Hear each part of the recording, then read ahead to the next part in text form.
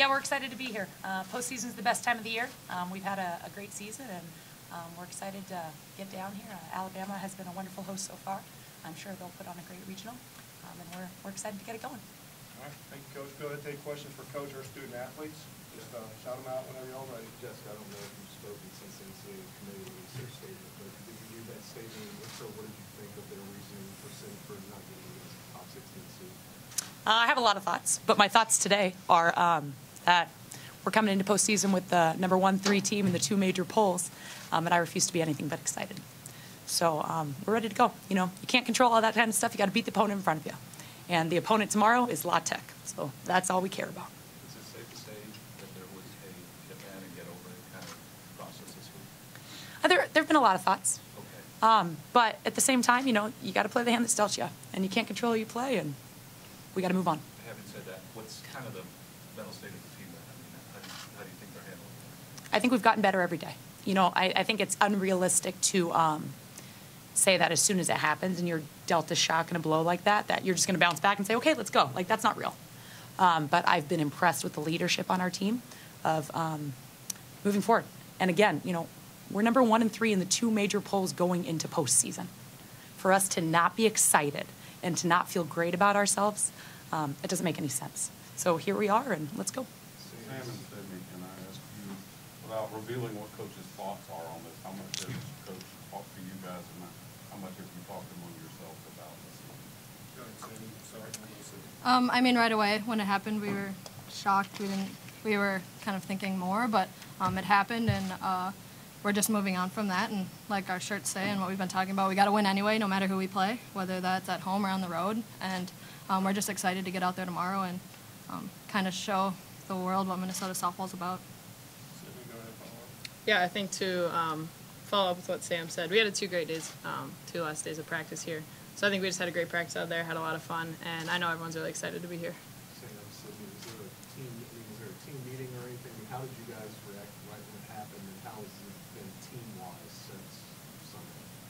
Yeah, right after it happened, the coaches pulled us together. We had a little meeting just to tell us that, you know, they said they pick us every time, and I think that's important that everyone in Minnesota softball picks us every time, and just get us fired up and, you know, all our focus ready for this weekend. Sam, follow up. Yeah, no one believes in us besides us, and that's what we got to focus on. There's no outside factors that are going to change how we play, and we got to make sure we remember that every time we step on the field. And a couple players again, are you aware that kind of a lot of people that may not have a dog in this tournament have adopted you as the team to root for because they feel like you've got a bad draw or a fair shake? Have you heard that social media and otherwise? Yeah, I mean, social media's kind of been blowing up, and a lot of people have been reaching out, and they're wishing us good luck, and yeah, it's a good thing that everyone's behind us on this. Yeah, I agree with that. I think it's cool to see how many people from all across the country have reached out. You know, people that haven't even watched a lot of softball before have been reaching out to us, so that's cool to just see that we've impacted people beyond the softball community. Jessica, has anyone reached out to you maybe in the coaching circle, maybe from the Big Ten or just beyond, and have you been impressed with maybe who's reached out to express their thoughts to you? Everyone.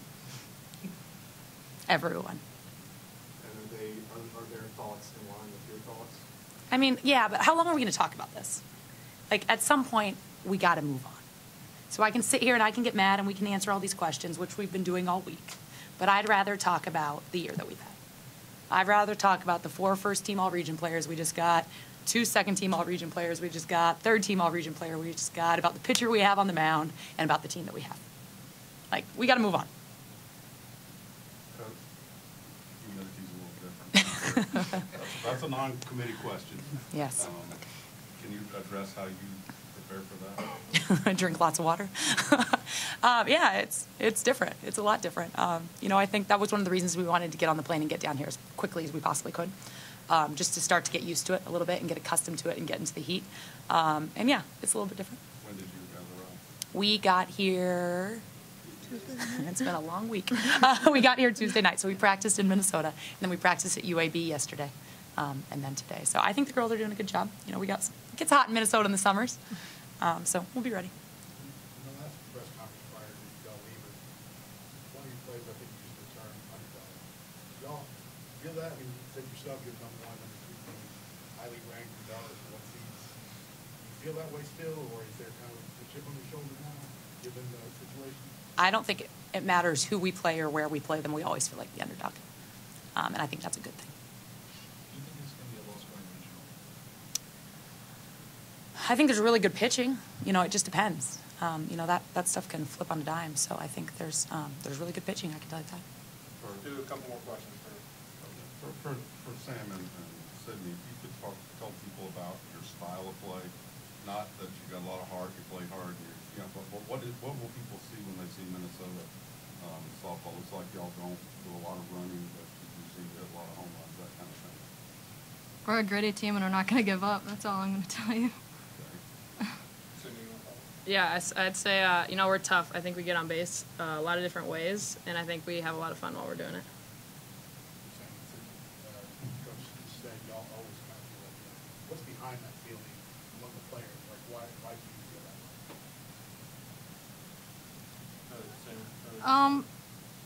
I just think the past couple of years, like, we haven't gotten to where we are now, and we've always been kind of playing the big teams, and I think we've always used the underdog saying, and it's kind of takes the pressure off and just makes it more fun. Yeah, I just think the team each year just gets a little bit better. So I think, especially when we started here as freshmen, we were definitely the underdog. And I think each year, as we get a little bit better, I just think we still are seen as that underdog. Do one last question for Coach. Yeah, Coach, given what has happened, sorry to bring it back up, will you look at your scheduling philosophy any different? No. We went to Texas and played them twice on their field. Then we go to the ACC Big Ten Challenge and play NC State and Notre Dame.